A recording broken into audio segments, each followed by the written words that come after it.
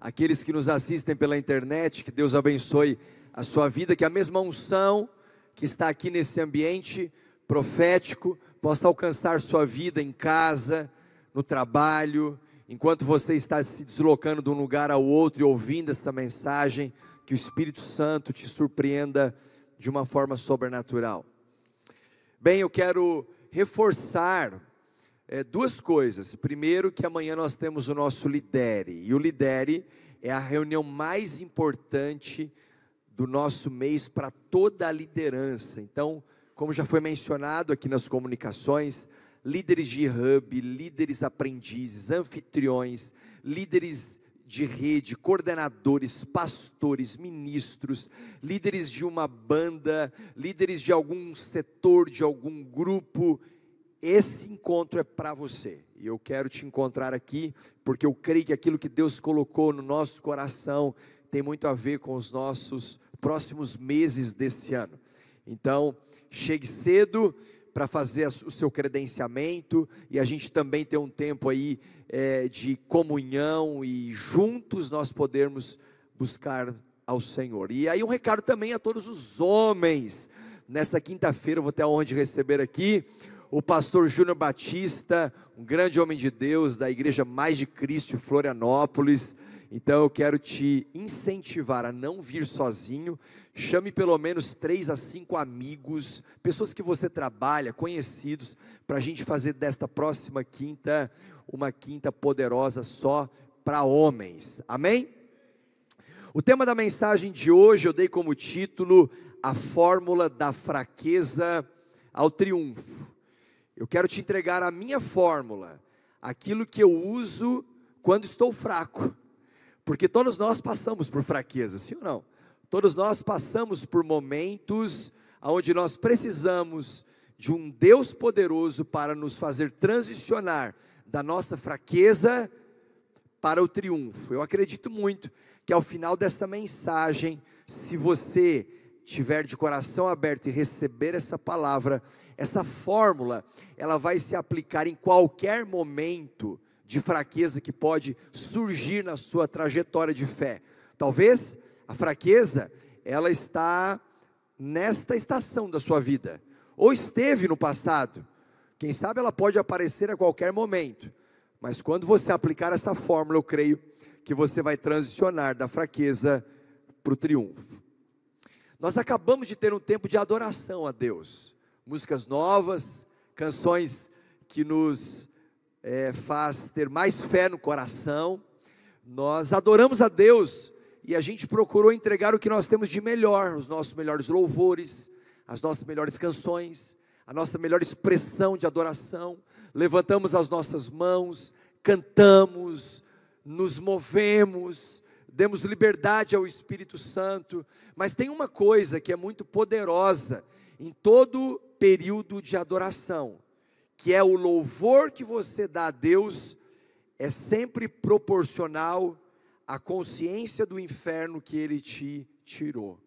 Toda vez que eu vou adorar a Deus, eu preciso me lembrar do inferno que Ele me libertou, da vida que eu tinha, de onde eu estava, de como era a minha vida antes de Jesus. E eu não sei você, quando essa consciência aumenta, a minha expressão muda, a minha voz aumenta, as minhas mãos se levantam, a minha atitude e o meu comportamento é outro.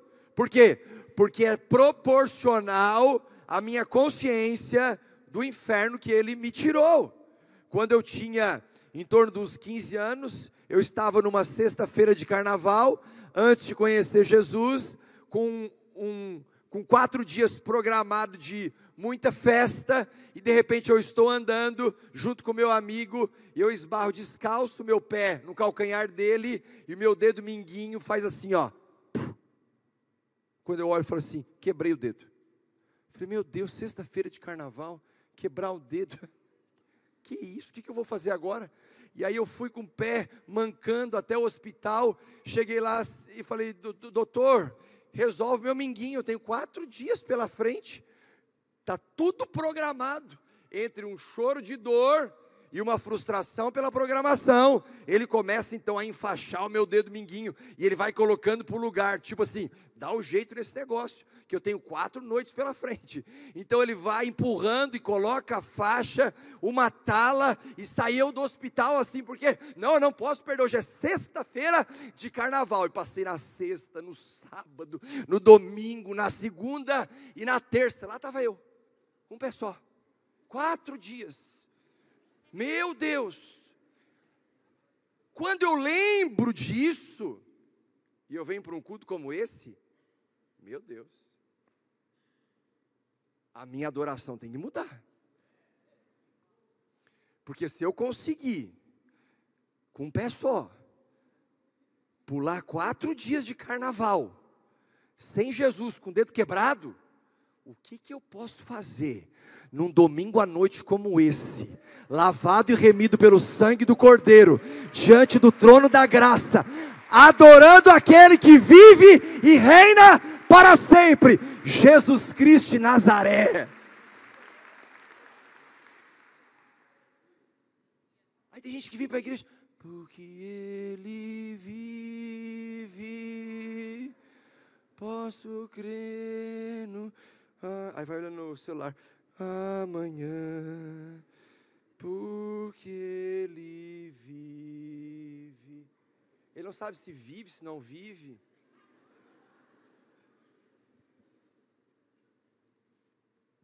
Qual foi a música nova que nós cantamos aí? Dorô, cadê você? Me ajuda, filho.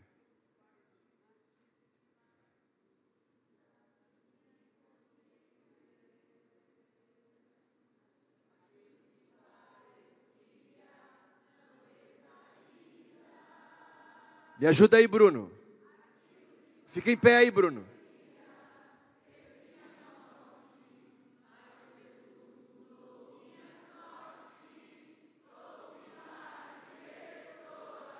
Mais uma vez.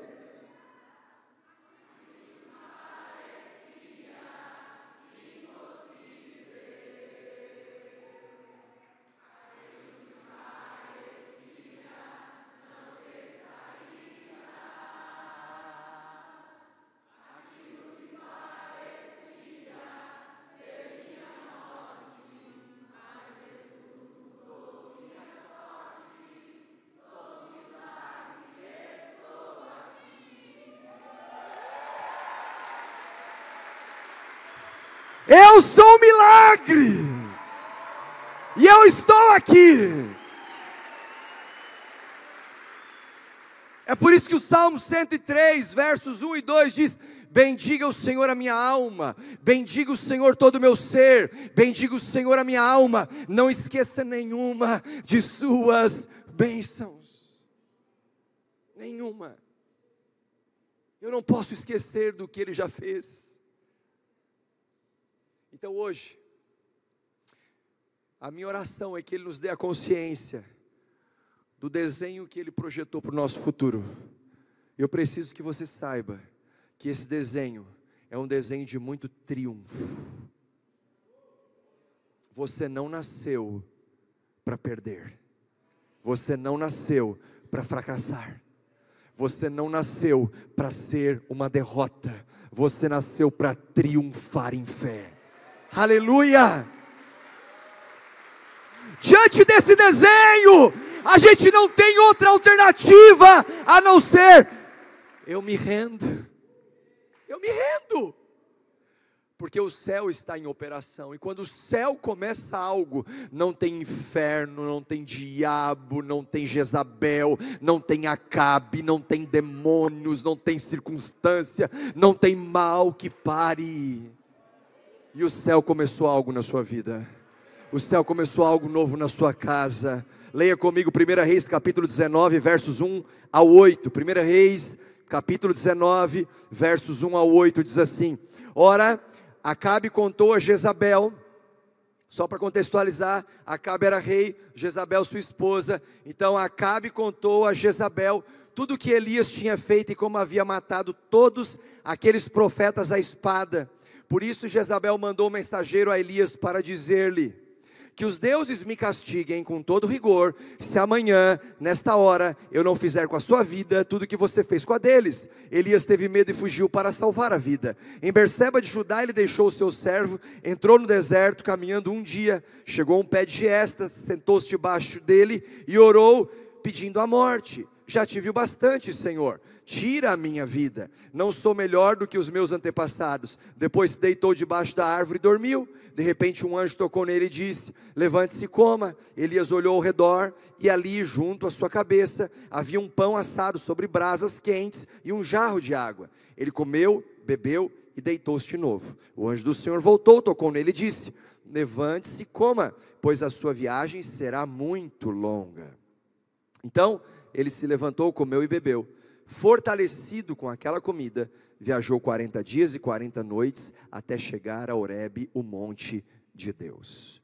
Pai, nós oramos para que essa palavra seja poderosa para nos transicionar, através dessa fórmula, da fraqueza ao triunfo. Que o fraco se levante essa noite, que o desanimado encontre um novo ânimo, que o abatido encontre um motivo para se reerguer, que aquele que está caído, o Senhor o coloque de pé, o cabisbaixo erga sua cabeça, e que a gente juntos saia daqui para viver a melhor semana de nossas vidas, em nome de Jesus, amém.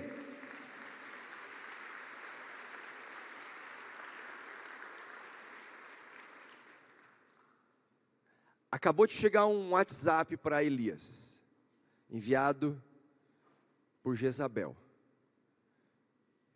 e estava escrito isso aqui no WhatsApp: Jezabel mandando um recado para Elias, o profeta: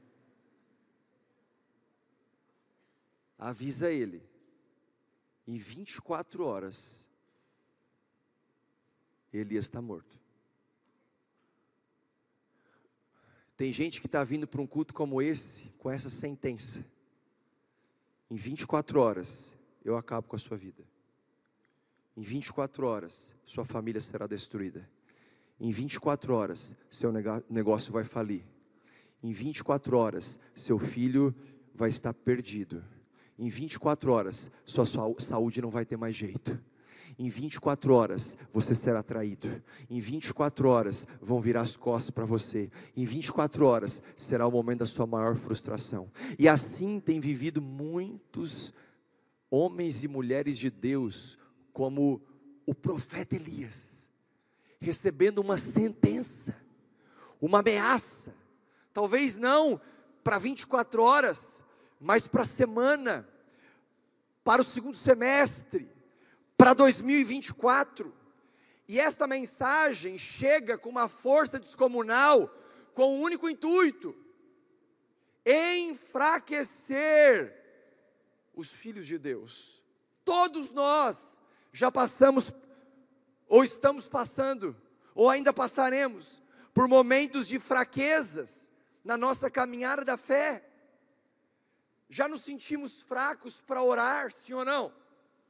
Você sabe que é importante orar, mas não encontrou força para chegar até o seu quarto, fechar a sua porta, se desconectar das redes sociais, buscar o seu pai em secreto, ouvir a voz dele, parar tudo o que está fazendo, se conectar no Espírito, e você não conseguiu encontrar forças para dar esse passo que é tão perto. Você sabe a importância de ler a Bíblia, mas quantas vezes você não conseguiu abrir a sua Bíblia para lê-la, ainda que soubesse que isso lhe faria tão bem, mas a fraqueza sobressaiu a sua vontade, o seu desejo. Quantas vezes você se sentiu fraco para manter a sua postura cristã, e perdeu a cabeça, e trocou os pés pelas mãos, e não conseguiu dar um bom testemunho, e se culpa até hoje por isso? Quantas vezes nós nos sentimos fracos para dar a volta por cima, num problema inesperado que surge, que aparece, que a gente não estava contando? Nos sentimos fracos para reagir diante de ataques intensos e que surgem com muita força. Existem ataques que, quando chegam para nos enfraquecer e drenar as nossas energias. sobretudo os ataques que chegam tentando tocar direto, olha aqui para mim, no nosso ponto fraco. Quais são os seus pontos fracos? É muito normal nós sabermos o ponto fraco do outro, mas é mais importante do que você saber qual é o ponto fraco do outro, é você saber qual é o seu ponto fraco. Qual é o seu ponto fraco? Acredite, no seu ponto fraco, o inimigo vai investir pesado. Pastor, mas ele não é onisciente, ele não sabe todas as coisas.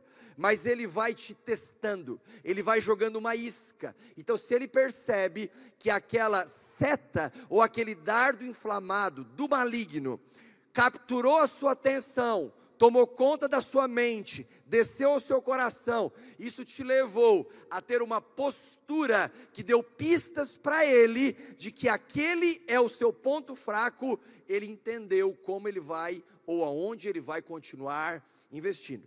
Então, de uma forma hipotética, imagine que o seu ponto fraco é lidar com a crítica dos outros, e a crítica dos outros toma uma proporção no seu coração tão grande, que você não sabe como lidar, e aquilo te abala profundamente.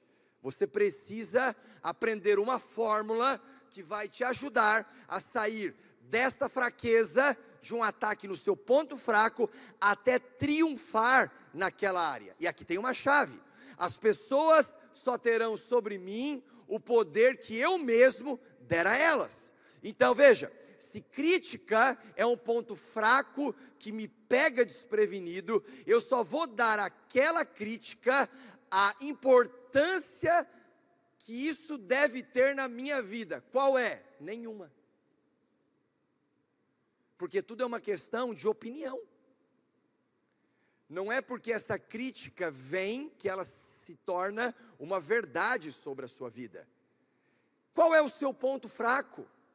No seu ponto fraco, saiba, você vai precisar deixar Deus trabalhar até que Ele te pegue pela mão, naquela área de ponto fraco, trabalhe e te faça triunfar. Porque o que Ele tem projetado para o seu futuro é um desenho de triunfo. Só que Ele vai te preparar desde o início, para que quando você chegue no seu triunfo, você não seja traído pelo seu ponto fraco. Tem muitas pessoas que chegam no auge, no topo, chegam no seu lugar de destino, e ao chegar lá, são traídos pelo seu ponto fraco. Nós somos treinados, equipados, discipulados, preparados para aprender a lidar com os nãos, com os desertos, com as lutas, com as circunstâncias.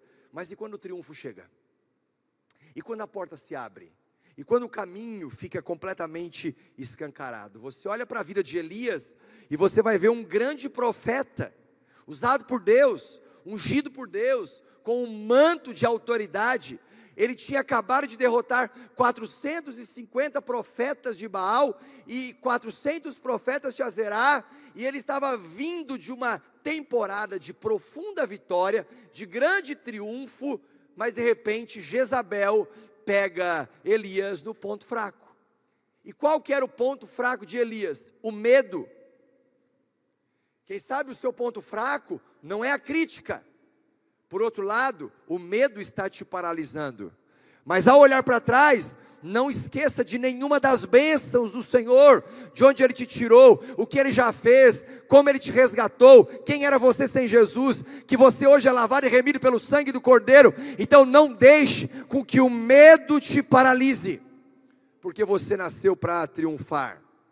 Só que isso tem um segredo: a luta que existe da fraqueza que você se encontra hoje, ao triunfo que Deus preparou, existe um hiato, existe um gap, existe um espaço que precisa ser vencido, e isso passa da sua mente à conquista do seu manto, passa por aquilo que você está conjecturando, até o resultado da unção que Deus quer liberar sobre a sua vida. Está entre a forma como você pensa e a unção que você tanto precisa. Está entre as suas memórias e a sua imaginação.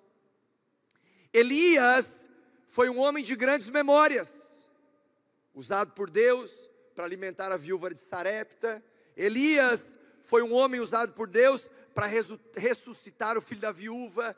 Elias foi um homem usado por Deus para ver tantas coisas sobrenaturais, milagres, profetizar sobre nações, tudo isso porque Deus derramou sobre ele um manto de autoridade, mas ele estava no hiato, que era entre a sua memória e a sua imaginação, o que Deus fez de concreto e o que a sua mente queria fazê-lo acreditar, entre aquilo que Deus operou, fazendo com que Elias derrotasse os profetas de Baal e colocasse fim em toda a idolatria e todo o desvio da nação, a verdade de Deus, e a sua mente que começou a ser prisioneira do seu próprio medo. Nesse ato é que aparece a fraqueza, o desânimo, a tristeza, a desesperança, a desilusão. Então nós temos que começar a aprender a lidar com a nossa memória de curto prazo e a nossa memória de longo prazo. Eu lembro que na minha memória de longo prazo, rapidamente, eu chego a uma palavra profética que eu recebi há uns 15 anos atrás, quando nós estávamos no momento de um retiro espiritual, e uma mulher, uma profeta de Deus, ela olha para mim, me chama e ela diz o seguinte: Marcelo, Deus te levantou e te ungiu para destronar Jezabel.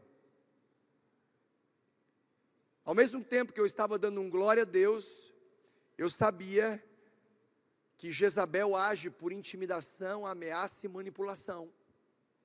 E toda vez que Jezabel entra em operação, o que Jezabel precisa? De um Acabe para se submeter, se sujeitar através do medo. Acabe, marido de Jezabel, era rei, mas ele estava subjugado pela manipulação da sua esposa. A atuação do espírito de Jezabel, porque Jezabel é mais do que uma mulher, Jezabel era uma atuação, era de um espírito sobre a vida não só de Acabe, mas de uma nação toda, e neste momento estava em operação de investida contra Elias. O que Jezabel precisava? A atuação desse espírito precisa que um Acabe se sujeite, e a bola da vez aqui era Elias.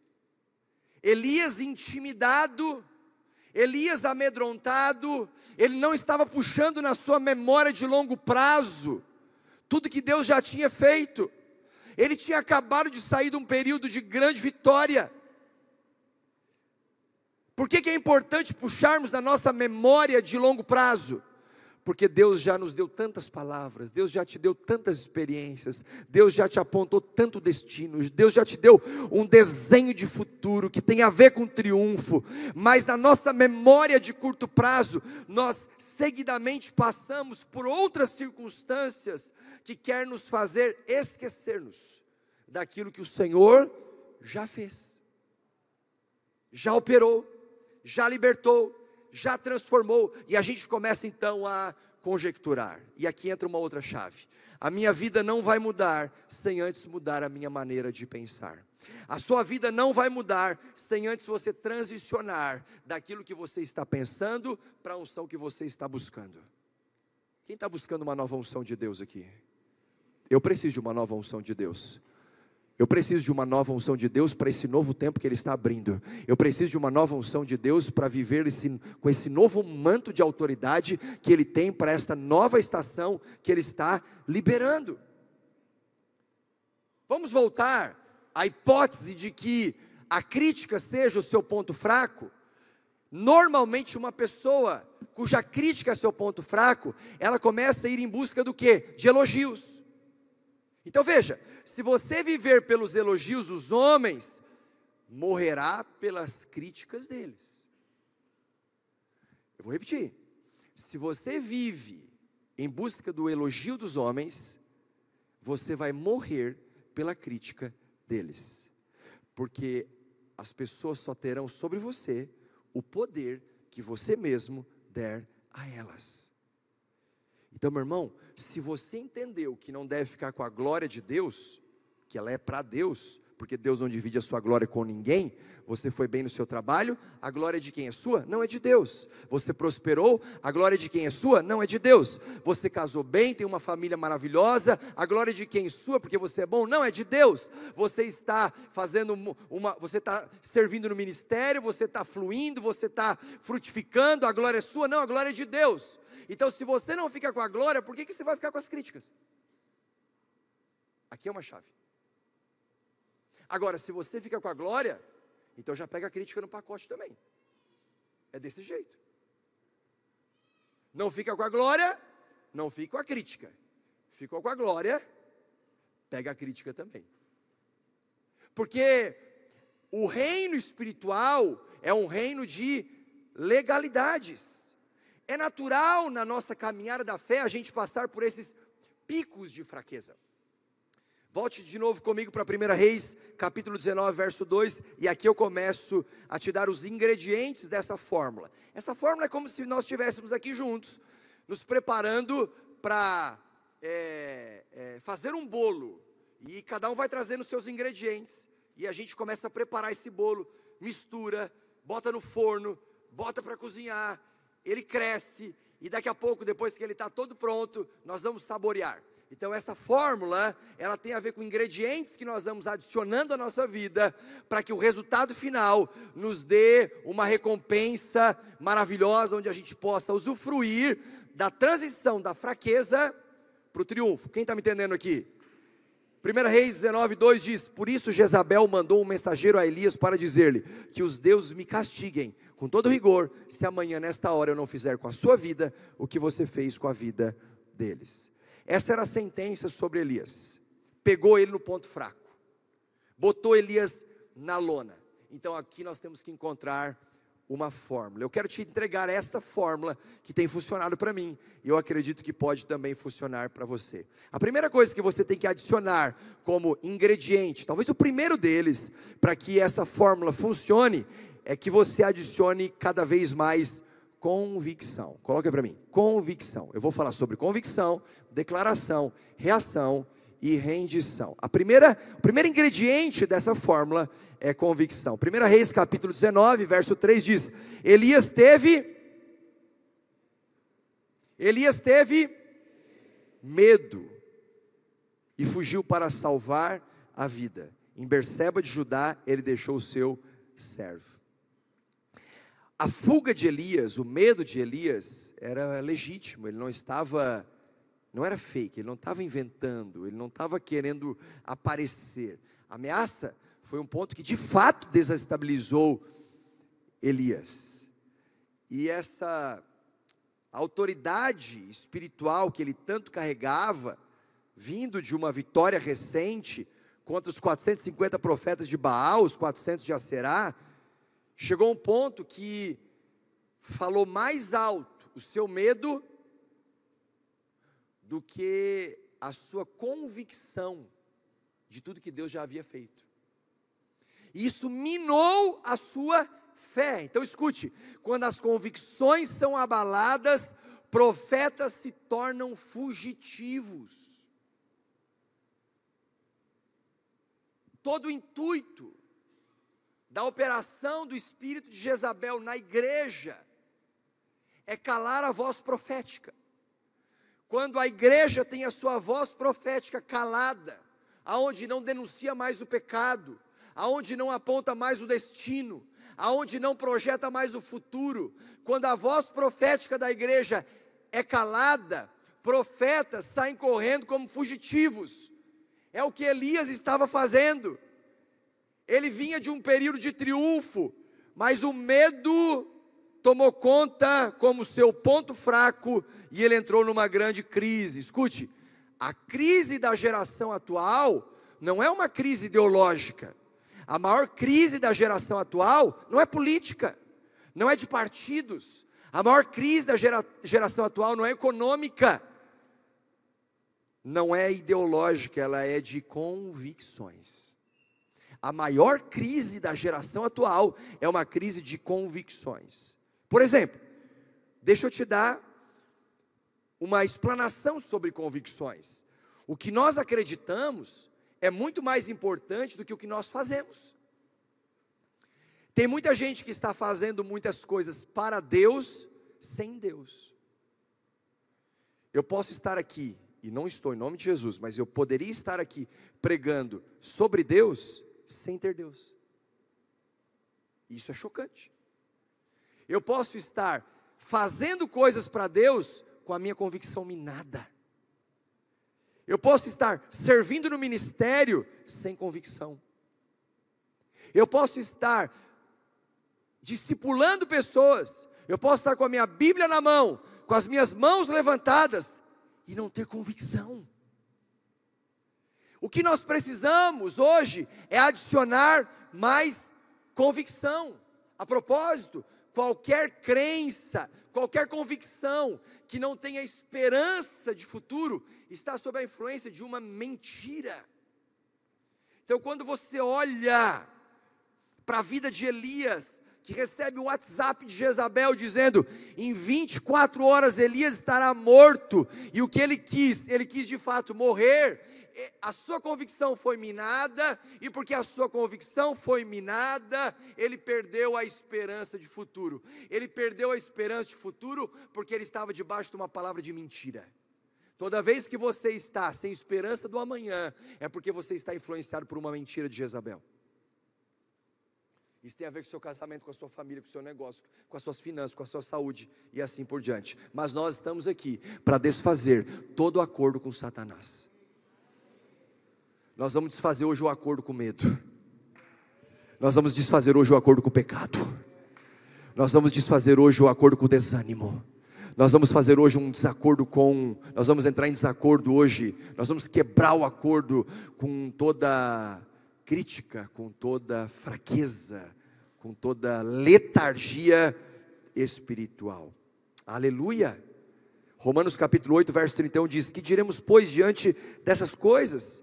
E tem horas que a gente está diante de circunstâncias, como Elias estava, pensando, mas eu acabei de derrotar os 850 profetas, e agora, o que eu vou dizer diante disso? Jezabel quer me pegar, ele está atrás de mim, o que eu vou fazer? O que eu vou fazer diante dessas coisas? O texto continua, se Deus é por nós, quem será contra nós? Se Deus é por você, quem será contra você? Se Deus é pela sua casa, quem será contra a sua casa? Se Deus é pela sua saúde, quem será contra a sua saúde? Se Deus é pelo seu negócio, quem será contra o seu negócio? Aleluia! Que diremos pois diante dessas coisas? Então comece a adicionar mais convicção. Segundo, o segundo ingrediente para nós encontrarmos a fórmula da fraqueza para o triunfo, adicione mais declarações. Declarações que saem da nossa boca são sementes lançadas, plantadas, regadas até que elas nasçam. Declarações proféticas. Use a sua palavra, porque ela tem poder de vida e de morte, de bem e de mal. Então use as suas palavras para profetizar vida. Quando você usa as suas palavras para crítica, para reclamação, para murmuração, você percebe instantaneamente que o ambiente é afetado. O inverso também é verdadeiro. Quando você usa suas palavras para abençoar, para elogiar, para declarar fé, para mudar histórias, para testemunhar o que Jesus fez, ambientes também são alterados. 1 Reis, capítulo 19, verso 4 diz, e entrou no deserto caminhando um dia, chegou a um pé de gesta, sentou-se debaixo dele, e orou, e pediu, Senhor, me levanta, porque daqui para frente vai ser diferente. Foi isso? Não, ele orou dizendo assim, Senhor, eu quero morrer, não aguento mais, não está dando para mim, como é que eu posso sair desse negócio? Meu Deus, que luta! E aí ele continua dizendo, eu já tive o bastante, Senhor, tira a minha vida, eu não sou melhor do que os meus antepassados. Então Elias começa a entrar numa crise depressiva, uma crise de identidade, uma luta de alma, porque estava baseado numa ameaça de Jezabel, depois de um tempo de um grande triunfo. E ao invés de ele começar a usar as suas palavras para declarar vida, ele estava usando para declarar morte. Só que a primeira regra para você sair do buraco é parar de cavar. Tem gente que está num buraco e continua cavando. Tem gente que está mal e continua reclamando. Tem gente que não sabe mais o que fazer e começa a pedir a morte, porque não quer mais, e vai cavando cada vez mais fundo, cada vez mais fundo. Quer sair do buraco? Para de cavar. Levanta a mão e pede ajuda. Fala: Senhor, eu preciso do Senhor. Eu preciso de ajuda. Chega para o irmão e fala assim: irmão, ora por mim. Me ajuda a sair desse buraco. Eu não estou mais conseguindo dar a volta por cima. Então Elias, ele precisava mudar as suas declarações. Saiu agora um estudo da FGV, que até 2032, que ano nós estamos? 2024, de 24 para 32 dá quantos anos?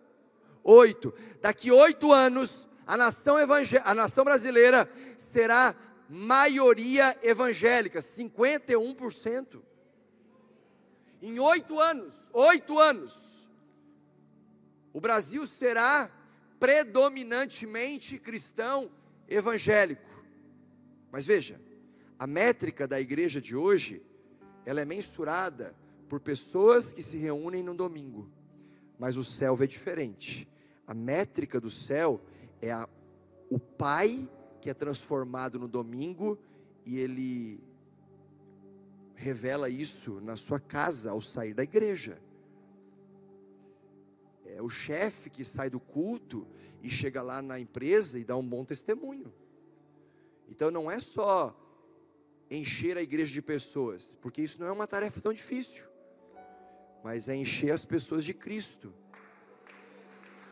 para mudar a vida delas durante a semana.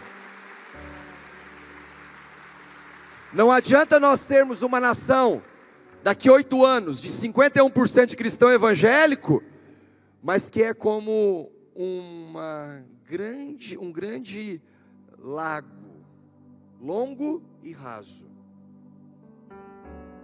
Nós temos que ser profundos, e o Senhor está chamando a sua igreja para mudar as suas declarações, as suas palavras, o seu comportamento, a sua postura. Aleluia. O terceiro ingrediente: adicione nessa fórmula mais poder de reação. Nós temos que reagir mais. Veja, então eu vou trabalhando convicções, vou mudando as minhas declarações, isso vai gerando uma fé tão grande no meu coração, que eu reajo. É por isso que o meu louvor muda, é por isso que a minha mão levanta na hora da adoração, é por isso que o pastor está pregando, eu estou ouvindo um glória a Deus.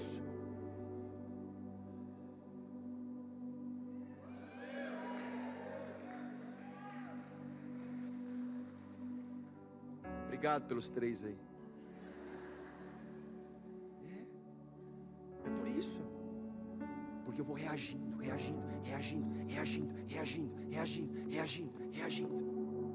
Vem a fraqueza, eu reajo. Vem o desânimo, eu reajo. Vem a tristeza, eu reajo. Vem a dor, eu reajo.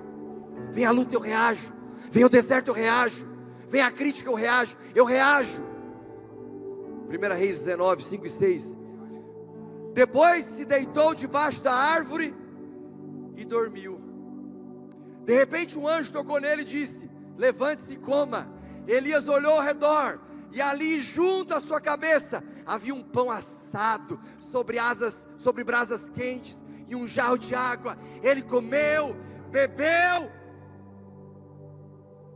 e deitou de novo.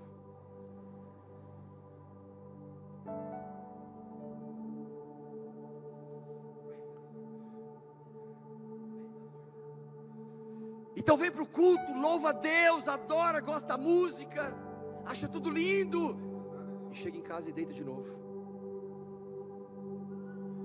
Aí a gente lança um jejum, ele acha legal, mas ele não faz, ele chega em casa e dorme.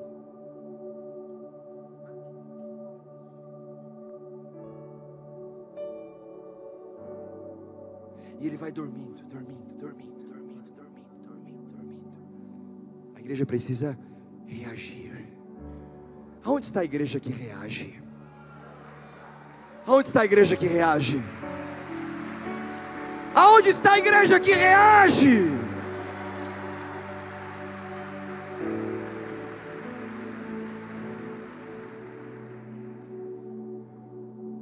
Tem irmão que eu estou pregando, eu fico procurando. Cadê aquele irmão? Cadê? Que ele me inspira. Tem irmão que eu falo assim, não posso olhar para ele hoje. Aqui não posso olhar. Por quê? Porque a postura dele ele está dormindo espiritualmente. A igreja precisa reagir. Eu estava lendo algumas matérias de uma igreja que reage. Olha só. Saiba como contribuir com igrejas que estão acolhendo desabrigados no Rio Grande do Sul. Você só não contribui se não quiser, porque se quiser, tem muita gente séria fazendo. Porque a igreja está sendo uma luz no meio da escuridão. Inclusive essa. Nós voltamos com um grupo agora, através do Verdade Social, um grupo que voltou esse final de semana, que foi novamente para o Rio Grande do Sul limpar casas. É a igreja reagindo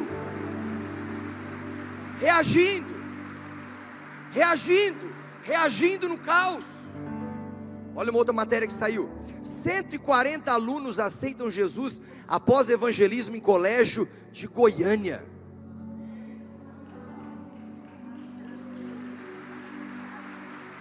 Está lá aprendendo sobre matemática, português, história, geografia e Jesus. Hoje nós temos 900 alunos quase no Colégio Legado, aprendendo sobre empreendedorismo, sobre inglês, sobre geografia, matemática, e recebendo Cristo, recebendo Jesus, suas famílias sendo transformadas, dia após dia. A igreja está reagindo. Aleluia. Olha uma outra matéria. Mais de 20 mil pessoas exaltam Jesus nas ruas de Paris. A Europa será salva. Ah, não, mas a Europa é pós-cristã. Eu morei em 99, 2000, 2001 na França, congreguei na igreja La Mission. Na igreja La Mission tinha 10 anos na cidade de Metz. Em 10 anos tinha 10 membros. Tinha dos 10, 5 era da família do pastor. 10, 1, 2, 3, 4, 5, 6, 7, 8, 9 e eu. Éramos 10 em 10. Dava uma conversão a cada 2 anos.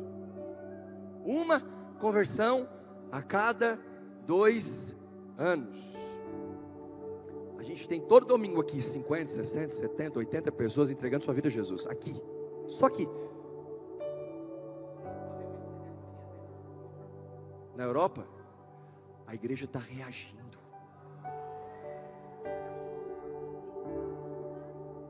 Os críticos vão falar outra coisa, mas eles sempre falam outra coisa.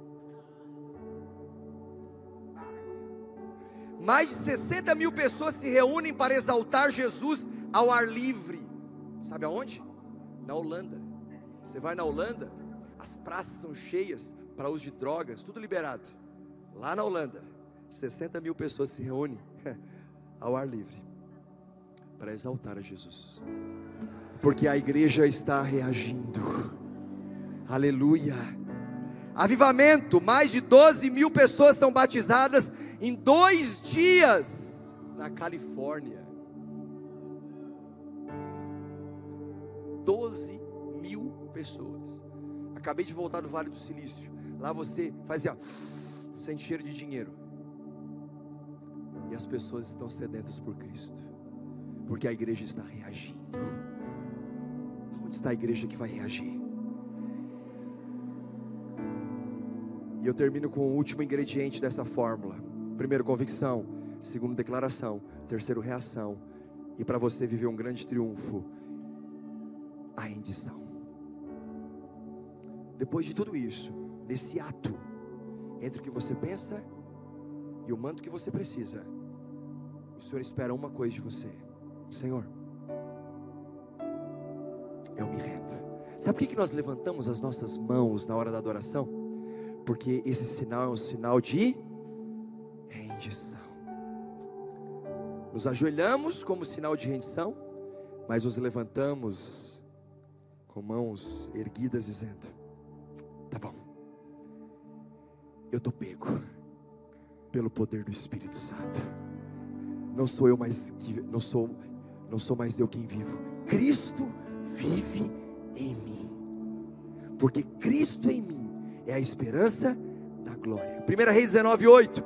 Ele se levantou, agora sim, comeu, bebeu, fortalecido com aquela comida, viajou 40 dias e 40 noites até chegar a Horebe, o monte de Deus. Eu quero profetizar sobre a sua vida, que a partir de hoje, você vai sair daqui alimentado, saciado, para viver os seus próximos 40 dias, caminhar e correr até Horebe, até o monte de Deus, a presença de Deus, o favor de Deus, sobre a sua vida, sobre a sua casa e sobre a sua família.